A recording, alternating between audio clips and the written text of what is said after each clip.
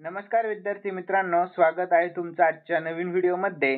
तर आज आपण वीकली करंट अफेअर्स म्हणजेच 3 ते 9 मार्च दरम्यानच्या खूप महत्त्वाच्या काही चालू घडामोडीवर प्रश्न पाहणार आहोत। तर यामध्ये आपण 30 प्रश्न आणि त्यांचे स्पष्टीकरण पाहण्याचा प्रयत्न केलेला आहे। तर विद्यार्थी मित्रांनो, तुम्हाला जर या व्हिडिओची PDF हवी असेल तर व्हिडिओच्या डिस्क्रिप्शन बॉक्समध्ये आपल्या टेलिग्राम चॅनलची लिंक आहे।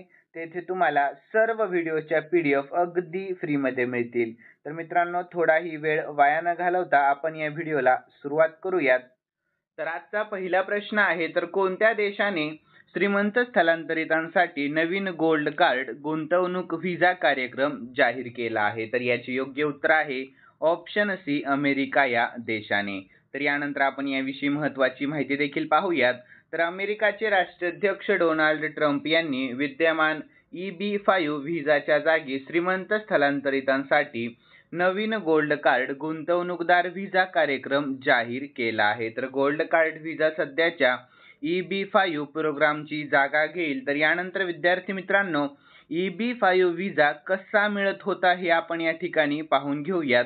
तर US सरकारचा जुना EB-5 व्हिसा मिळवण्यासाठी अमेरिकाच्या कोणत्याही क्षेत्रामध्ये 9 कोटी म्हणजेच $1.05 दशलक्ष गुंतवणूक करावी लागत होती। तर अमेरिकेमध्ये व्यवसाय सुरू करणे गुंतवणुकीद्वारे करावे लागत होते। यानंतर किमान 10 अमेरिकन नागरिकांना कामावर ठेवावे लागत असे। या व्हिसामुळे अमेरिकेत राहण्याबरोबरच कामही करता येत होते आणि EB-5 व्हिसा अमेरिकन काँग्रेसने 1990 मध्ये सादर केला होता, लक्षात ठेवा। यानंतर मित्रांनो, गोल्ड व्हिसा घेण्याचे काय नियम आहेत हे आपण या ठिकाणी पाहून घेऊयात। तर ट्रम्प यांनी नवीन गोल्ड कार्ड व्हिसामधील गुंतवणूक 5 पटीने वाढवलेली आहे। तर गोल्ड व्हिसासाठी आता अमेरिकेमध्ये $5 दशलक्ष ची गुंतवणूक करावी लागेल। तर भारतीय भांडवलीबद्दल बोलायचे झाले तर सुमारे 43 ते 45 कोटी रुपये गुंतवावे लागतील। यानंतर आपण अमेरिकाविषयी शॉर्टमध्ये महत्त्वाची माहिती पाहूयात। तर अमेरिकाची राजधानी आहे वॉशिंग्टन DC, चलन आहे अमेरिकन डॉलर आणि सध्याचे राष्ट्राध्यक्ष आहेत डोनाल्ड ट्रम्प, ठीक आहे। यानंतर पुढील प्रश्न आहे दुसरा आणि महत्त्वाचा प्रश्न आहे मित्रांनो, तर नुकतेच सेबीचे नवीन 11वे अध्यक्ष कोण बनले आहेत? तर योग्य उत्तर आहे ऑप्शन ए, तुहिन कांत पांडे बनले आहेत। कोण आहेत? तर तुहिन कांत पांडे। तर याविषयी महत्त्वाची माहिती पाहूयात। तर केंद्रीय मंत्रिमंडळाच्या नियुक्ती समितीने वित्त सचिव तुहिन कांत पांडे यांची security and exchange board of India सेबीचे नवीन अध्यक्ष म्हणून नियुक्ती केली आहे। तर ते पुढील 3 वर्ष या पदावर राहणार आहेत। तर ते माधवीपुरी बुचची जागा घेणार आहेत। तर securities and exchange board of India SEBI विषयी आपण महत्त्वाची माहिती पाहूयात मित्रांनो। तर हे 12 एप्रिल 1988 रोजी कार्यकारी मंडळ म्हणून स्थापित केले गेले आणि सेबी कायदा 1992 द्वारे 30 जानेवारी 1992 रोजी वैधानिक अधिकार देण्यात आलेले आहे। तर मित्रांनो, मुख्यालय कोठे आहे याचे? तर मुंबई महाराष्ट्रामध्ये मुख्यालय आहे। आणि पुढील प्रश्न, सलग 7व्यांदा भारतातील सर्वात स्वच्छ शहर कोणते ठरले आहे? तर याचे योग्य उत्तर ऑप्शन बी, इंदोर हे शहर। कोणते? तर इंदोर। तर याविषयी महत्त्वाची माहिती पाहूयात आपण। तर केंद्रीय गृहनिर्माण आणि शहरी व्यवहार मंत्री मनोहर लाल खट्टर यांनी सुरू केलेल्या स्वच्छ सर्वेक्षण 2024च्या 9व्या आवृत्तीमध्ये न्याय मूल्यांकन सुनिश्चित करण्यासाठी नवीन स्वरूप सादर केले आहे। तर गेल्या 3 वर्षांमध्ये स्वच्छतेत सातत्याने उत्कृष्ट कामगिरी करणाऱ्या शहरांना ओळखून या वर्षी सुपर स्वच्छ लीग ही संकल्पना मांडण्यात आली आहे। पुढील प्रश्न, कोणत्या राज्याने शिक्षा संजीवनी विमा योजना सुरू केली आहे? तर योग्य उत्तर ऑप्शन बी, राजस्थान या राज्याने। कोणत्या? तर राजस्थान या राज्याने। तर याविषयी महत्त्वाची माहिती पाहूयात। तर राजस्थान सरकारने राज्यातील शाळकरी मुलांना अपघात विमा देण्यासाठी शिक्षा संजीवनी विमा योजना सुरू केलेली आहे। तर राज्यातील अशा प्रकारची पहिली योजना राज्यातील सरकारी शाळांमध्ये प्रवेश घेतलेल्या मुलांना आणि त्यांच्या पालकांना ₹1 लाख ते ₹1.3 लाखांपर्यंत वैयक्तिक अपघात विमा संरक्षण प्रदान करणार आहे। यानंतर मित्रांनो, राजस्थानविषयी आपण शॉर्टमध्ये महत्त्वाची माहिती पाहूयात। तर राजस्थानची राजधानी आहे जयपूर, सध्याचे मुख्यमंत्री भजनलाल शर्मा, सध्याचे राज्यपाल आहेत हरिभाऊ बागडे। यानंतर राष्ट्रीय उद्यान, तर मुकुंद्रा हिल्स राष्ट्रीय उद्यान, वाळवंट राष्ट्रीय उद्यान, केवलदेव घाणा पक्षी अभयारण्य, रणथंबोर राष्ट्रीय उद्यान आणि सरिस्का राष्ट्रीय उद्यान. ठीक आहे मित्रांनो, लक्षात ठेवा. यानंतर पुढील प्रश्न, तर 2025 मध्ये जागतिक मान्यता रेटिंग मध्ये कोण शीर्षस्थानी म्हणजे टॉप मध्ये असेल? तर योग्य उत्तर आहे ऑप्शन ए नरेंद्र मोदी. कोण? तर पंतप्रधान नरेंद्र मोदी. तर याविषयी महत्त्वाची माहिती पाहूयात. तर पंतप्रधान नरेंद्र मोदी 75% मान्यतेसह अव्वल स्थानावर आहे. तर त्यानंतर मेक्सिकोच्या क्लॉडिया शेनबॉम 66% आणि अर्जेंटिनाच्या जेवियर मायली 65% आहेत. त्यानंतर डोनाल्ड ट्रम्प स्वित्झर्लंडच्या करीन केलर सटर 56%च्या मागे आणि 52% मंजुरीसह 5व्या स्थानावर आहेत. यानंतर मॉर्निंग कन्सल्टंटच्या सर्वेक्षणात मान्यता रेटिंगच्या आधारे जागतिक नेत्यांचा क्रमांक लागतो. ठीक आहे, लक्षात ठेवा. यानंतर विद्यार्थी मित्रांनो, पुढील प्रश्न 6वा पाहूयात. तर प्रधानमंत्री सूक्ष्म अन्न प्रक्रिया उद्योग योजनेअंतर्गत महाराष्ट्रामध्ये सर्वात जास्त कोणत्या जिल्ह्यामध्ये प्रकल्प मंजूर झाले आहे? तर योग्य उत्तर ऑप्शन बी छत्रपती संभाजीनगर या. कोणत्या? तर छत्रपती संभाजीनगर या. तर याविषयी महत्त्वाची माहिती पाहूयात. तर प्रधानमंत्री सूक्ष्म अन्न प्रक्रिया उद्योग योजनेच्या अंमलबजावणीमध्ये महाराष्ट्र देशामध्ये अव्वल असल्याची माहिती कृषी मंत्री माणिकराव कोकाटे यांनी मंत्रालयामध्ये दिलेली आहे. तर याविषयी बोलताना मंत्री माणिकराव कोकाटे म्हणाले की प्रधानमंत्री सूक्ष्म अन्न प्रक्रिया उद्योग योजनेच्या अंमलबजावणीमध्ये महाराष्ट्र देशामध्ये अव्वल असून राज्यामध्ये एकूण 22,010 प्रधानमंत्री सूक्ष्म अन्न प्रक्रिया उद्योग आहेत. यानंतर यातील छत्रपती संभाजीनगरमध्ये सर्वाधिक 1,895 प्रकल्प मंजूर झाले आहेत. तर अहिल्यानगर दुसऱ्या आणि सांगली जिल्हा तिसऱ्या क्रमांकावर आहे. तर या योजनेच्या माध्यमातून राज्यात 2,263 कोटींची गुंतवणूक झाली असून लाभार्थींना 389 कोटींचे अनुदान देण्यात आले आहे. तर देशामध्ये 22,000 टप्पा पार करणारे महाराष्ट्र हे पहिले राज्य ठरले. तर या योजनेच्या प्रभावी अंमलबजावणीमध्ये राज्याने उत्कृष्ट कामगिरी केली असून यामध्ये ग्रामीण आणि शहरी भागातील लाभार्थी उत्स्फूर्तपणे सहभाग घेत आहेत, अशी माहिती त्यांनी दिलेली आहे. यानंतर पुढील प्रश्न, तर पुणे मेट्रोच्या विस्तारीकरण प्रकल्पासाठी कोणत्या नवीन कॉरिडॉरला मंजुरी देण्यात आलेली आहे? तर याचे योग्य उत्तर आहे ऑप्शन ए हिंजवडी आणि शिवाजीनगर. ठीक आहे, लक्षात ठेवा. यानंतर मित्रांनो, याविषयी महत्त्वाची माहिती पाहूयात. तर महाराष्ट्र सरकारने हिंजवडी आणि शिवाजीनगरला जोडणाऱ्या नवीन कॉरिडॉरसह पुणे मेट्रोच्या विस्ताराला मंजुरी दिलेली आहे. तर यामुळे कनेक्टिव्हिटी सुधारेल आणि शहरातील वाहतूक कोंडी देखील कमी होणार आहे. यानंतर पुढील प्रश्न, महाराष्ट्र सरकारने 2027 पर्यंत इलेक्ट्रिक वाहनांचा अवलंब करण्याचे लक्ष्य किती टक्क्यांचे ठेवलेले आहे? तर याचे योग्य उत्तर आहे ऑप्शन सी 20%. किती? तर 20%. तर याविषयी महत्त्वाची माहिती पाहूयात शॉर्टमध्ये. तर महाराष्ट्र सरकारने कार्बन उत्सर्जन कमी करण्यासाठी आणि शाश्वत वाहतुकीला चालना देण्याच्या प्रयत्नांना एक भाग म्हणून 2027 पर्यंत 20% इलेक्ट्रिक वाहनांचा अवलंब करण्याचे लक्ष्य ठेवले आहे. यानंतर पुढील प्रश्न, शून्य भेदभाव दिवस कधी साजरा केला जातो? तर याचे योग्य उत्तर आहे मित्रांनो 1 मार्च रोजी शून्य भेदभाव दिवस साजरा केला जातो. याविषयी महत्त्वाची माहिती पाहूयात. तर हा दिवस भेदभाव आणि त्यांच्या लोकांच्या जीवनावर होणाऱ्या परिणामाबद्दल जागरूकता पसरवण्याची गरज अधोरेखित करण्यासाठी साजरा केला जात असतो. तर या दिवसाची थीम काय होती? आम्ही एकत्र उभे आहोत. यानंतर उद्दिष्ट काय आहेत या दिवसाचे? तर समानतेला प्रोत्साहन देणे, भेदभाव दूर करणे आणि अपेक्षित समुदायांना पाठिंबा देणे. पुढील प्रश्न 10वा आहे. तर कोणत्या राज्याने आपल्या सर्व सरकारी शाळांमध्ये तेलुगू भाषा अनिवार्य केलेली आहे? तर याचे योग्य उत्तर आहे ऑप्शन ए तेलंगणा या राज्य सरकारने. कोणत्या? तर तेलंगणा या. तर याविषयी महत्त्वाची माहिती पाहूयात. तर मित्रांनो, तेलंगणाची राजधानी आहे हैदराबाद. सध्याचे मुख्यमंत्री रेवंत रेड्डी आणि सध्याचे राज्यपाल कोण आहेत? तर जिष्णू देव वर्मा आहेत. पुढील प्रश्न, हार्टलॅम्प हे पुस्तक आंतरराष्ट्रीय बुकर पुरस्कारासाठी शॉर्टलिस्ट केलेले पहिले कन्नड पुस्तक ठरले आहे. तर हे कोणी लिहिलेले आहे? तर याचे योग्य उत्तर आहे ऑप्शन बी बानू मुस्ताक यांनी लिहिले आहे. कोणी? तर बानू मुस्ताक. तर यानंतर याविषयी महत्त्वाची माहिती पाहूयात. तर बानू मुस्ताक यांनी हार्टलॅम्प नावाचा लघुकथा संग्रह लिहिला आहे. तर हे कन्नड भाषेतील पुस्तक आहे. तर हे पुस्तक 2025च्या आंतरराष्ट्रीय बुकर पुरस्कारासाठी निवडले गेलेले आहे. तर मित्रांनो, आंतरराष्ट्रीय बुकर पुरस्कारासाठी शॉर्टलिस्ट केलेले हे पहिले कन्नड पुस्तक आहे, हे लक्षात ठेवा. यानंतर पुढील प्रश्न, तिसऱ्या साबा महिला चॅम्पियनशिप 2025 चे विजेतेपद नुकतेच कोणत्या देशाने जिंकले? तर याचे योग्य उत्तर आहे ऑप्शन ए, आपल्या भारत देशाने जिंकले आहे. कोणी? तर आपल्या भारत देशाने. तर याविषयी महत्त्वाची माहिती पाहूयात. तर साबा महिला चॅम्पियनशिप 2025 बद्दल आपण शॉर्टमध्ये महत्त्वाची माहिती पाहूयात. तर मित्रांनो, साबाचा लॉंग फॉर्म काय आहे? तर साऊथ एशिया बास्केटबॉल असोसिएशन असा लॉंग फॉर्म आहे. तर साबा महिला चॅम्पियनशिप दक्षिण आशियाई बास्केटबॉल संघटनेद्वारे आयोजित केली जाते आणि 8 सदस्य राष्ट्रे भारत, श्रीलंका, मालदीव, नेपाळ, अफगाणिस्तान, पाकिस्तान, बांगलादेश आणि भूतान या स्पर्धेमध्ये भाग घेण्यासाठी पात्र आहेत.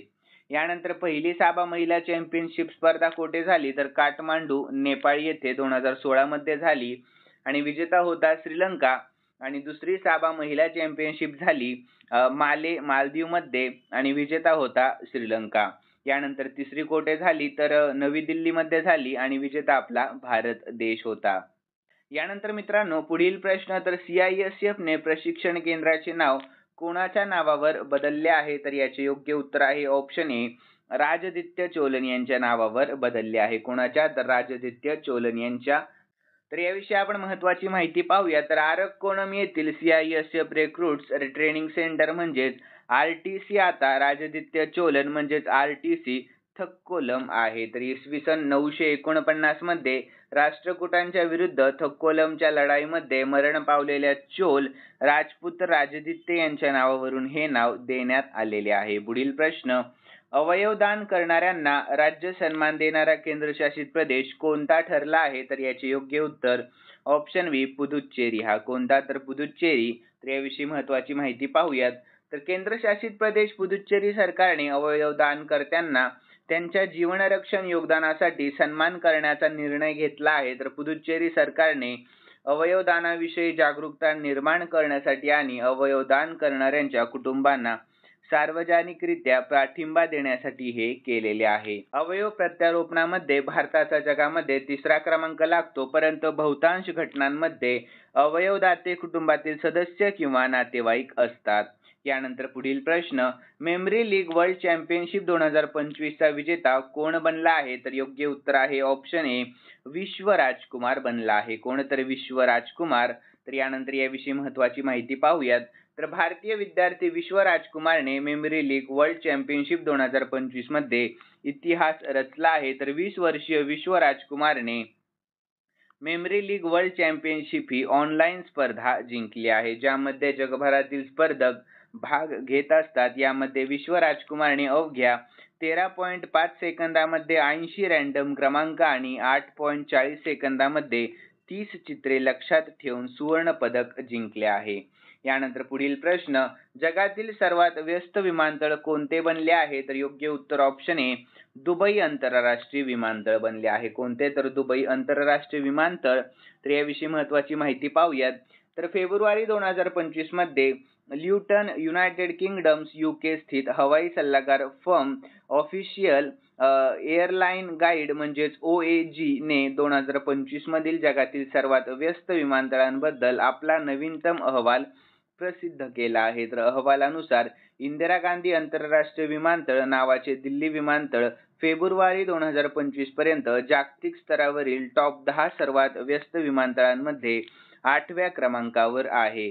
यानंतर दुबई आंतरराष्ट्रीय विमानतळ 4.8 दशलक्ष जागांसह जगातील सर्वात व्यस्त विमानतळ ठरले आहे. पुढील प्रश्न मित्रांनो, तर भारतातील पहिले जागतिक शांतता केंद्र कोठे बांधले आहे? तर याचे योग्य उत्तर आहे ऑप्शन ए, गुरुग्राम मध्ये. कोठे? तर गुरुग्राम मध्ये. तर याविषयी महत्त्वाची माहिती पाहूयात.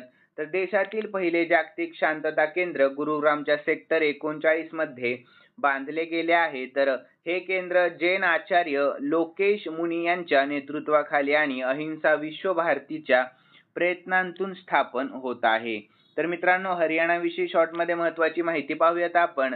तर हरियाणाची राजधानी आहे चंदीगड. सध्याचे मुख्यमंत्री नायब सिंग सैनी, सध्याचे राज्यपाल बंडारू दत्तात्रय हे आहेत. यानंतर राष्ट्रीय उद्यान, तर सुलतानपूर राष्ट्रीय उद्यान, कालेसर राष्ट्रीय उद्यान. आणि लोकसभेच्या जागा आहेत 10, राज्यसभेच्या जागा 5 आहेत. आणि विधानसभेच्या एकूण आहेत 90 जागा. आणि मित्रांनो, शेजारची राज्य आहेत एकूण 5. कोणते आहे शेजारील राज्य? तर पंजाब, हिमाचल प्रदेश, उत्तर प्रदेश, उत्तराखंड आणि राजस्थान. आणि शेजारील केंद्रशासित प्रदेश एकूण 2 आहेत. कोणकोणते? तर चंदीगड आणि दिल्ली. ठीक आहे. यानंतर पुढील प्रश्न, नुकत्याच प्रसिद्ध झालेल्या देशातील पहिल्या रिव्हर डॉल्फिन गणनेच्या अहवालानुसार भारतामध्ये किती नदी डॉल्फिन्स आढळलेले आहेत? तर याचे योग्य उत्तर आहे ऑप्शन ए 6327. किती? तर 6327. तर याविषयी महत्त्वाची माहिती पाहूयात. तर पंतप्रधान नरेंद्र मोदी यांनी गुजरातमधील गिर राष्ट्रीय उद्यानामध्ये राष्ट्रीय वन्यजीव मंडळाच्या 7व्या बैठकीचे अध्यक्षस्थान केले आहे. तर या दरम्यान त्यांनी देशातील पहिला नदी डॉल्फिन गणनेचा अहवाल प्रसिद्ध केला. तर अहवालानुसार भारतामध्ये एकूण 6327 रिव्हर डॉल्फिन सापडले आहेत. यानंतर मित्रांनो, हा अभ्यास 8 राज्यांमधील 28 नद्यांवर 3150 कामकाजांच्या दिवसात 8500 किलोमीटर अंतरावर करण्यात आलेला आहे. यानंतर उत्तर प्रदेशामध्ये डॉल्फिनची सर्वाधिक संख्या नोंदवली गेली आहे. त्यानंतर बिहार, त्यानंतर पश्चिम बंगाल आणि आसाममध्ये डॉल्फिनची संख्या सर्वाधिक आहे. यानंतर मित्रांनो, पुढील प्रश्न, नुकतेच रणजी ट्रॉफी 2025 चे विजेतेपद कोणी जिंकले? तर याचे योग्य उत्तर आहे ऑप्शन ए विदर्भने जिंकले आहे. कोणी? तर विदर्भने. तर याविषयी महत्त्वाची माहिती पाहूयात. तर विदर्भ क्रिकेट स्टेडियम नागपूर येथे खेळल्या गेलेल्या अंतिम सामन्यामध्ये विदर्भ क्रिकेट संघाने केरळ विरुद्ध तिसरे रणजी विजेतेपद पटकावले आहे. तर मित्रांनो, रणजी करंडकातील सर्वात यशस्वी संघ कोणता आहे? तर मुंबई किंवा बॉम्बे हा रणजी ट्रॉफीच्या इतिहासातील सर्वात यशस्वी संघ आहे. तर तो 42 वेळा जिंकला आहे, हे लक्षात ठेवा. यानंतर कर्नाटक हा दुसरा सर्वात यशस्वी संघ आहे, ज्याने 8 वेळा विजेतेपद पटकावले आहे. त्यानंतर दिल्ली 7 वेळा आणि बडोदा 6 वेळा विजेता आहे. यानंतर 20वा प्रश्न, नुकतीच भारतीय परिषदेच्या अध्यक्षपदी कोणाची निवड करण्यात आली? तर याचे योग्य उत्तर आहे ऑप्शन ए मनन कुमार मिश्रा यांची निवड करण्यात आलेली आहे. कोणाची? मनन कुमार मिश्रा यांची. तर याविषयी महत्त्वाची माहिती पाहूयात. तर ज्येष्ठ वकील मनन कुमार मिश्रा यांची सलग 7व्यांदा बार कौन्सिल्स ऑफ इंडिया म्हणजे BCI चे अध्यक्ष म्हणून ऐतिहासिकरित्या बिनविरोध निवड झालेली आहे. यानंतर पुढील प्रश्न, अलीकडेच वन नेशन वन पोर्ट उपक्रम नुकताच कोणी सुरू केला? तर याचे योग्य उत्तर ऑप्शन ए सर्बानंद सोनोवाल यांनी सुरू केला आहे. कोणी? तर सर्बानंद सोनोवाल यांनी. तर याविषयी महत्त्वाची माहिती पाहूयात. तर एक राष्ट्र एक बंदर धोरणाचे उद्दिष्ट भारतातील प्रमुख बंदरांवर कार्यप्रणाली प्रमाणित आणि सुव्यवस्थित करणे हे आहे. तर हे दस्तऐवजीकरण आणि प्रक्रियांमधील विसंगती दूर करेल, ज्यामुळे खर्च आणि ऑपरेशनल विलंब कमी होईल. यानंतर पुढील प्रश्न, तर अलीकडेच महिलांच्या इंडोर शॉटपुटमध्ये नवा राष्ट्रीय विक्रम कोणी केला? तर याचे योग्य उत्तर ऑप्शन ए कृष्णा जयशंकर यांनी केला आहे. कोणी? तर कृष्णा जयशंकर यांनी. तर याविषयी महत्त्वाची माहिती पाहूयात. तर 22 वर्षीय भारतीय ॲथलीट कृष्णा जयशंकरने इंडोर शॉटपुटमध्ये 16 मीटरचा टप्पा ओलांडणारी पहिली भारतीय महिला बनून इतिहास रचला आहे. तर अल्बुकर्क US येथे माउंटन वेस्ट इंडोर ट्रॅक आणि फील्ड चॅम्पियनशिपमध्ये त्याने 16.03 मीटर फेक करून ही कामगिरी केलेली आहे. यानंतर पुढील प्रश्न, ICC वनडे स्पर्धेत कोणी सर्वाधिक षटकार मारण्याचा विक्रम केला? तर याचे योग्य उत्तर आहे ऑप्शन बी रोहित शर्माने. कोणी? तर रोहित शर्माने. तर याविषयी महत्त्वाची माहिती पाहूयात. रोहित शर्मा आता ICC वनडे स्पर्धांमध्ये सर्वाधिक षटकार मारणारा फलंदाज बनला आहे. तर आतापर्यंत हा विक्रम वेस्ट इंडिजचा स्फोटक फलंदाज ख्रिस गेलच्या नावावर होता, परंतु रोहितनं त्याला मागे टाकले आहे. तर ICC वनडे स्पर्धाचा विचार केला तर त्यामध्ये वनडे विश्वचषक आणि चॅम्पियन्स ट्रॉफीचा समावेश आहे, कारण दोन्ही स्पर्धा 50 षटकांच्या आहेत. तर रोहित शर्मानं आता ICC वनडे स्पर्धांमध्ये 65 षटकार मारले आहेत. तर ख्रिस गेल 64 षटकांसह दुसऱ्या स्थानावर आहे. यानंतर पुढील प्रश्न, कोणता देश जगातील तिसऱ्या क्रमांकाचा जैव इंधन उत्पादक देश बनला आहे? तर याचे योग्य उत्तर आहे ऑप्शन सी आपला भारत देश. कोणता? तर आपला भारत देश. तर याविषयी महत्त्वाची माहिती पाहूयात. तर भारत जगातील तिसरा सर्वात मोठा जैव इंधन उत्पादक म्हणून उदयास आला आहे. तर जानेवारी 2025 पर्यंत भारताने पेट्रोलमध्ये 19.6% इथेनॉल मिश्रण गाठले आहे. तर स्वच्छ आणि नवीकरणीय ऊर्जेच्या संक्रमणाच्या दिशेने हे एक महत्त्वाचे पाऊल आहे. तर भारत 2030च्या उद्दिष्टांपेक्षा 5 वर्ष अगोदर 20% इथेनॉल मिश्रण साध्य करेल. यानंतर गेल्या 10 वर्षांमध्ये इथेनॉल मिश्रित उपक्रमांमुळे शेतकऱ्यांचे उत्पन्न वाढले आहे. यानंतर पुढील प्रश्न, तर 300 एकदिवसीय सामने खेळणारा 7वा भारतीय क्रिकेटपटू कोण ठरला आहे? तर याचे योग्य उत्तर आहे ऑप्शन डी, विराट कोहली ठरला आहे. कोण आहे? तर विराट कोहली. तर याविषयी महत्त्वाची माहिती पाहूयात. तर भारताच्या महान क्रिकेटपटूंपैकी एक असलेल्या विराट कोहलीने ऐतिहासिकरित्या कामगिरी केली आहे. तर त्याने 2 मार्च 2025 रोजी दुबई येथे न्यूझीलंड विरुद्ध चॅम्पियन्स ट्रॉफी सामन्यादरम्यान त्याचा 300वा एकदिवसीय सामना खेळला आहे. तर या कामगिरीसह कोहली असे करणारा 7वा भारतीय आणि जगातील 22वा खेळाडू ठरला आहे. यानंतर पुढील प्रश्न, तर 6 मार्च 2025 रोजी जाहीर झालेल्या स्मार्ट सिटी अभियान विस्तारासाठी महाराष्ट्रातील कोणत्या शहराची निवड करण्यात आली? तर याचे योग्य उत्तर आहे पुणे या शहराची. कोणत्या? तर ऑप्शन ए हे योग्य उत्तर आहे. तर याविषयी आपण महत्त्वाची माहिती पाहूया शॉर्टमध्ये.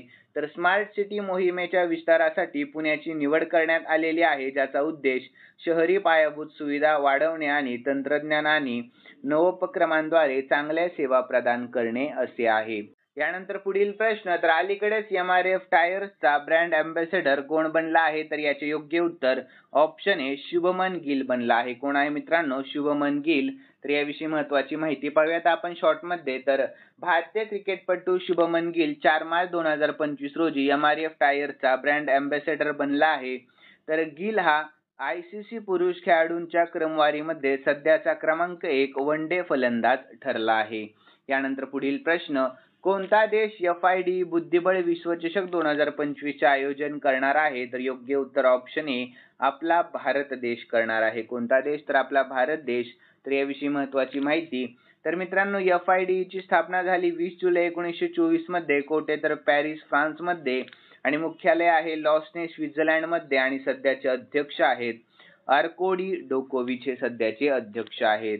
यानंतर पुढील प्रश्न, तर 5 मार्च 2025 रोजी महाराष्ट्राच्या अर्थमंत्र्यांनी सादर केलेल्या अर्थसंकल्पाचा मुख्य केंद्रबिंदू काय होता? तर याचे योग्य उत्तर आहे ऑप्शन बी, आरोग्य आणि शिक्षण हे मुख्य केंद्रबिंदू होता. तर याविषयी महत्त्वाची माहिती पाहूया शॉर्टमध्ये. तर सादर केलेल्या अर्थसंकल्पामध्ये आरोग्य आणि शिक्षण क्षेत्रासाठी लक्षणीय तरतूद करण्यावर भर देण्यात आला, जो राज्यातील सार्वजनिक आरोग्य सुविधा आणि शैक्षणिक पायाभूत सुविधा सुधारण्याच्या सरकारच्या प्राधान्याचे प्रतिबिंब आहे. यानंतर 30वा प्रश्न, तर मुख्यमंत्री एकल महिला स्वयंरोजगार योजना कोणत्या राज्याने मंजूर केली? तर याचे योग्य उत्तर आहे ऑप्शन ए उत्तराखंड या राज्याने. कोणत्या? तर उत्तराखंड. तर यानंतर याविषयी महत्त्वाची माहिती पाहूयात. तर उत्तराखंड सरकारने अविवाहित घटस्फोटित आणि निराधार आणि अपंग अविवाहित महिलांना 2 लाख रुपयांपर्यंतची आर्थिक मदत देऊन सक्षम करण्याच्या उद्देशाने मुख्यमंत्री एकल महिला स्वयंरोजगार योजना मंजूर केलेली आहे. यानंतर उत्तराखंड विषयी शॉर्टमध्ये महत्त्वाची माहिती. सध्याचे मुख्यमंत्री पुष्कर सिंह धामी, सध्याचे राज्यपाल लेफ्टनंट जनरल निवृत्त गुरमीत सिंग. आणि मित्रांनो, राजधानी आहे डेहराडून आणि गैरसेन.